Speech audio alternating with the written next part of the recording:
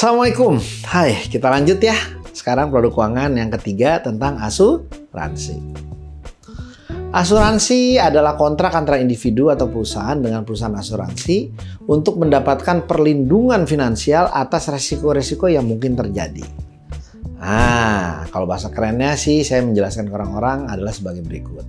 Anggaplah kita punya mobil atau motor. Dibilangin resiko hilangnya adalah 1% alias 1 dari 100. Ya, itu yang hilang. Kalau resiko tabrakannya itu 2-3 dari 100. Ada aja yang tabrakan atau kecelakaan ya dalam setahun. So, Anda ada dua pilihan. Yang pertama, Anda beli mobil 2, satu Anda pakai, satu buat cadangan. Kalau ini hilang atau rusak, yang ini kita pakai, ini dibenerin. Atau yang kedua, kita arisan yuk rame-rame 100 orang. Ya, 100 orang arisan, masing-masing bayar 3%. Ya, 3%-nya itu buat apa? Ya itu tadi, kita beli seorang 3% kali 100 kan 300. Berarti kita bisa beli 3 mobil. Mobil 3 ini dibeli, disimpan. Begitu ada yang hilang, ya udah kasih dia. Toh resikonya nggak nyampe lebih dari 3%. Jadi maksimal cuma 3 mobil yang hilang atau motor yang hilang dalam setahun. Nah, itu logikanya. Ya, hilang dan kecelakaan ya. Nggak cuma hilang aja. Inilah dia perlindungan finansial atas risiko tertentu yang mungkin terjadi. Apa manfaatnya? Memberikan perlindungan finansial dari risiko tidak terduga. Iyalah, kan kita nggak tahu biayanya berapa. Kan kita harus siapin duitnya. Yang kedua, membantu individu dan perusahaan dalam mengelola risiko yang dapat berdampak pada keuangan. Kalau Anda ngelola bisnis, maka yang paling penting adalah harus continue. Nggak bisa hari ini buka, besok tutup. Saya jadi gokar, saya jadi grab car, saya bawa mobil. Lalu mobil saya kecelakaan. Pada saat kecelakaan saya nggak kerja dong.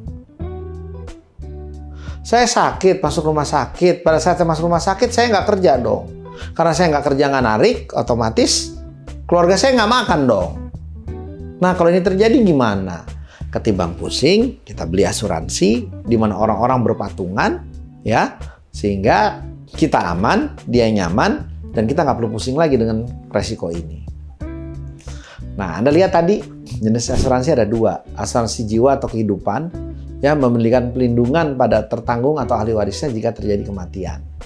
Ya, Prudential, Manulife, ya, BRI Life, banyaklah itu semua perusahaan asuransi jiwa banyak sekali. Ya, asuransi kerugian ini memberikan kompensasi atas kerugian harta benda, jadi bukan manusianya. Seperti kendaraan, rumah, properti lainnya akibat kecelakaan, kebakaran, bencana alam, gempa bumi, kebanjiran, bahkan ada yang huru-hara. Nah, contohnya adalah Allianz, asuransi Astra, Askrindo, kredit ya, asuransi kredit gitu ya. Nah, Bapak Ibu perhatikan, seringkali perusahaan asuransi jiwa itu juga punya asuransi kerugian. Dua ini ya, kerugian dan jiwa ini ya, ownernya sama, tapi secara aturan hukum perusahaannya berbeda. Makanya sering namanya kok sama. Ada Allianz buat kerugian, ada Allianz buat jiwa, ya. Gitu, ada Afris, ya. Afris dulu AIA, lalu saham dari AIG-nya dibeli, lalu AIG ganti nama jadi AIA. Pemilik AIA lama, perusahaan lokal ganti nama jadi Afris. Dia punya Afris Insurance yang buat jiwa, ada juga yang buat kerugian. Ya. Nah, kalau kita jualan barang, kita nyari barang ke grosir, asuransi juga gitu. Nah, ada perusahaan reasuransi. Apa itu? Perusahaan asuransi ternyata dia agar aman, ya, dia memberikan sebagian proteksinya itu diproteksi ulang lagi. Jadi dia udah ngasuransiin konsumen diasuransikan sama dia, ini diasuransikan lagi perusahaan bandar atau perusahaan grosir atau perusahaan besar. Perusahaan yang tempat mengasuransikan yang sudah diasuransikan disebut reasuransi.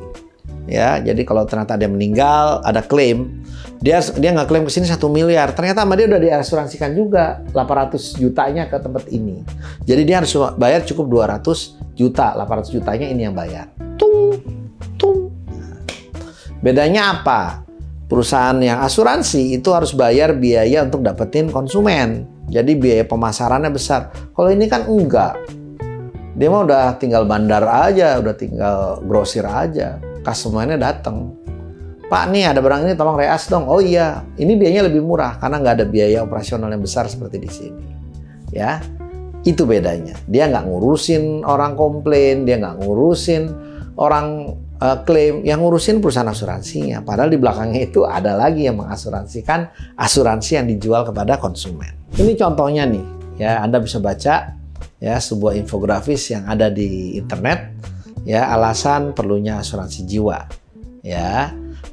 Baik memberikan pelindungan pada diri sendiri dan keluarga, mendapat perlindungan kecelakaan, menerapkan keuangan yang lebih disiplin, ya ada manfaat dari segi pemakaman kalau ada yang meninggal, serta manfaat ketenangan batin karena kita udah nggak pusing lagi, ya. Lalu apa sih asuransi yang cocok untuk anak muda yang bikin happy? Nah, ini bisa Anda baca. Ya, beragam infografis seperti ini banyak sekali nih media. Tinggal Anda pause aja videonya, lalu Anda baca. Ya, ini juga kita lihat hasil temuan bahwa penduduk Indonesia yang terlindung asuransi masih minim. Makin modern suatu bangsa, maka negara maju, asuransi adalah produk yang sudah umum. Ya, nah ini nih. Ya, jumlah penduduk Indonesia yang sadar asuransi masih rendah sekali. Anda bisa lihat datanya. Berapa banyak untuk asuransi apa aja, itu datanya bisa dilihat. Lalu apa sih kalau asuransi kerugian gitu ya? Contohnya ada asuransi rangka kapal. Ya, apa manfaatnya asuransi rangka kapal? Jadi kalau kapal di laut itu diasuransikan. Nih bisa Anda lihat contohnya. Jadi beragam contoh-contoh ini juga asuransi jiwa ketika umur 20 tahun, 30 tahun, 40 tahun, 50 tahun, 60 tahun. Kebutuhannya apa sih? Nah, ini semua bisa Anda baca. Tinggal freeze aja videonya. Anda baca satu persatu hingga Anda memahami. Demikian pembahasan kita tentang asuransi. Video selanjutnya akan membahas mengenai financial technology atau fintech. Sampai ketemu pada video selanjutnya.